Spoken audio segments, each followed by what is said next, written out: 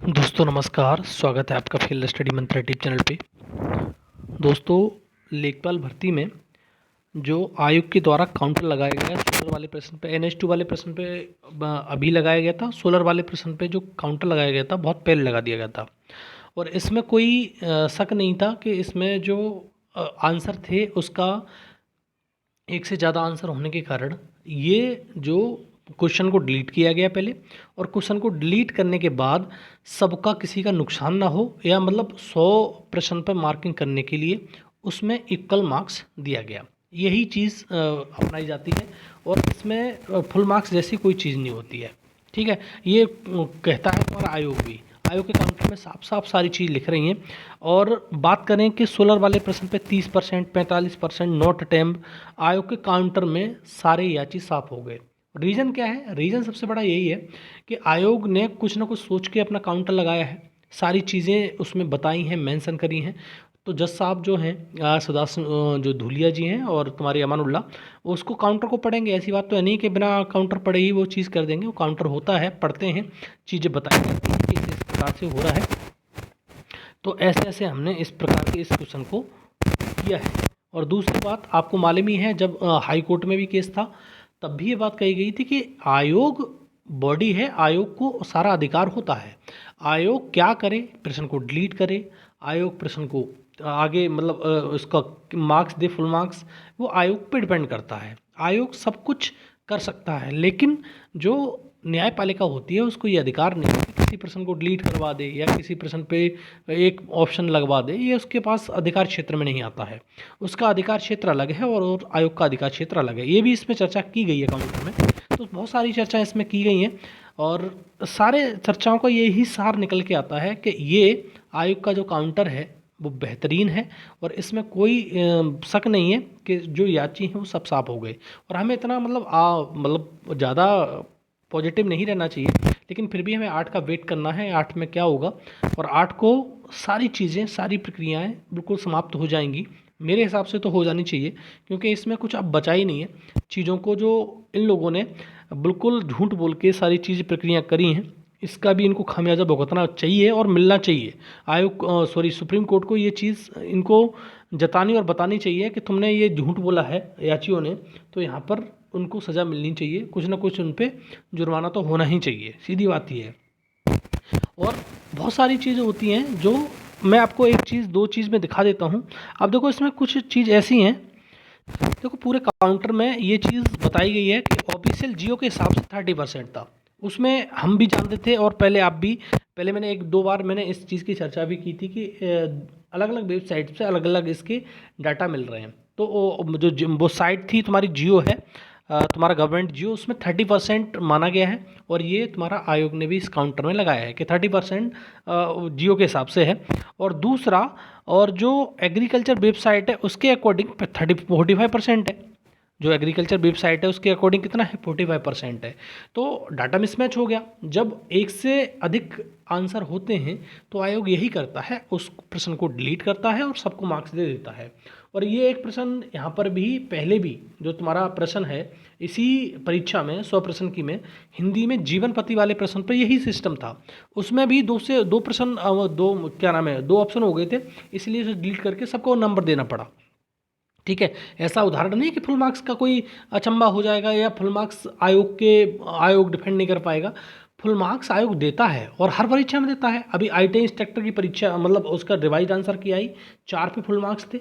और तुम्हारा बंदरोगा में 12 पे फुल मार्क्स थे। तो ये उसका अधिकार क्षेत्र है, उसका अधिकार क्षेत्र थोड़ा ना छीन सकते हो।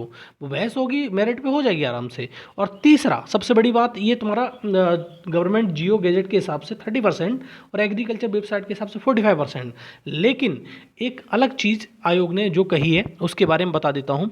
और आयोग ने ये कहा, आयोग ने का कहना है कि जो ये दोनों चीज़ों को मालूम था, जो ये दोनों चीज़ जानता था कोई व्यक्ति, या जिस स्टूडेंट ने ये दोनों चीज़ पढ़ रखी थी कि 30% 45% और दोनों ही ऑप्शन आ गए, तो वो नेगेटिव बचने के लिए, नेगेटिव से बचने के लिए उसने क्या किया, इसको अटेम्प्ट ही नहीं किया।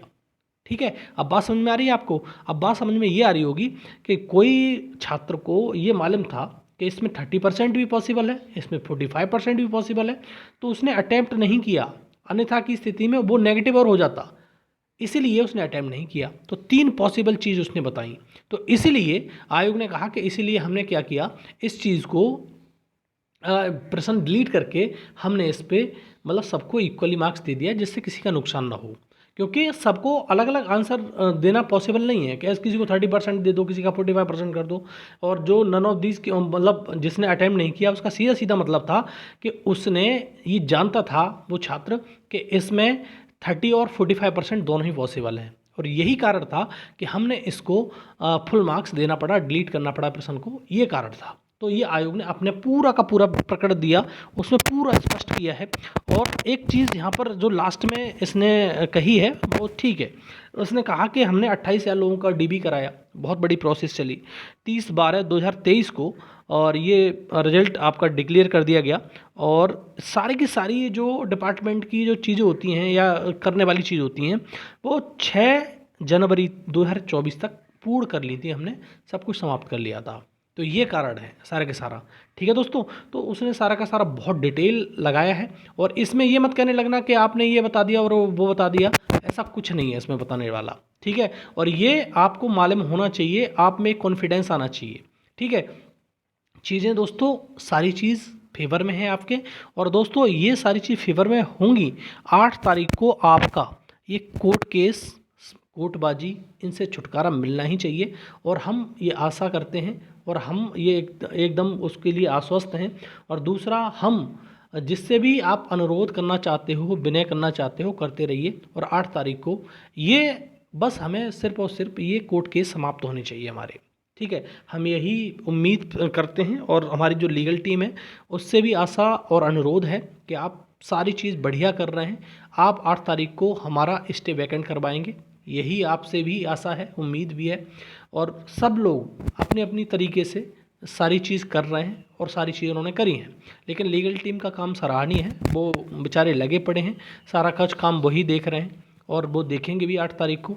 ये चीज़ हम जो आयोग ने काउंटर लगाया है, या थर्ड पार्टी का काउंटर, या ये याची का रिजोंडर, वो चीज़ अलग होती हैं। लेकिन जहाँ रियल जो बहस होती है वो होगी 8 तारीख को।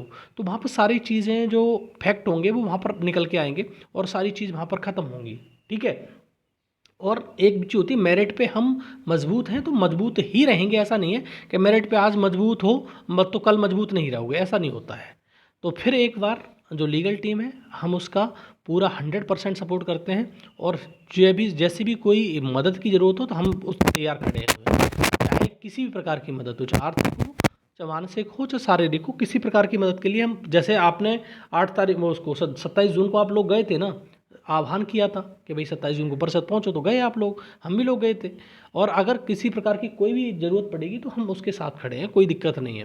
क्योंकि उन्होंने सराहनीय कार्य किया है, और उन्होंने कार्य करके दिखाया है। भाई सीधी बात ही है, आदमी देखो घर में बैठ के कुछ भी कह दे, उससे फ़र्क नहीं पड़ता है। जो व्यक्ति ग्राउंड पे काम कर रहा होता है, उससे मालूम होता है कि जीवन में क्या घटित हो रहा है, क्या परेशानियां फेस हो रही हैं उसको, ये हम जानते हैं। क्योंकि हमने काम किया है, तो ये हमें मालूम है कि दुनियादारी लांछन लगाए कुछ भी करे, लेकिन बात हकीकत यही होती है कि जो कार्य करता है उससे ही चीज़ें रियलिटी में फेस होती हैं कि ये चीज़ गलत है और ये चीज़ सही है।